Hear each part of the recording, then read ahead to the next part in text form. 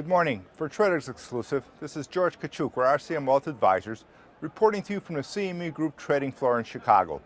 Well, we'll take a look at the equity markets, and the equity markets are starting to give us a few mixed signals.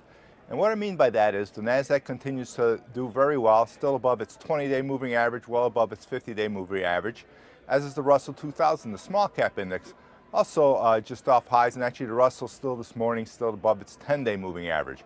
However, we had the S&P 500 coming into the week, just at its 50-day moving average, just hanging on, and this morning had dropped below that.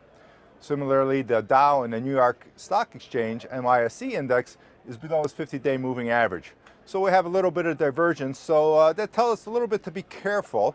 However, if you look at leading stocks continue to act well, specifically stocks out of the computer data storage space, stocks like Micron, symbol SMU, or Smart Global Holdings, it's a smaller company, SGH, or Western Digital, WDC, or Seagate Technologies, STX. These stocks are breaking out and are holding up.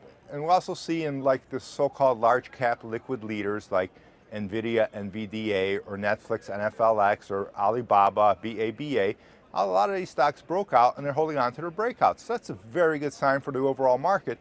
However, as I said, the mixed signals with the S&P and the Dow below their 50-day moving average, one needs to be a little bit cautious here. So what we're looking for is if the S&P can regain its 50-day moving average to the upside, that'd be a good thing. However, if it were to fall, let's say below its 100-day moving average, which is right about 2685, 2687, that may tell us that the S&P may further drop and actually retest those lows we had back in February. That's a possibility you need to keep in mind, and that of course could drag down the rest of the stocks. So the point of all this is none of the stocks I mentioned are buy recommendations or anything like that, but those are the leading stocks. You want to keep your eyes on those names. We also see the same thing in software stocks like Nutanix, symbol NTNX, or Salesforce, CRM.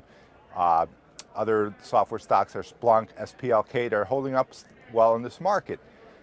So you don't want to chase these stocks, but if we do get a pullback and the bounce, these are some of the names you might want to take a look at. But again, it's not a buy recommendation. You want to consult your financial advisors if any of these trades are for you. And also, more important, keep your eye on the moving averages. As long as the NASDAQ stays above its 50-day moving average, we're probably in pretty good shape.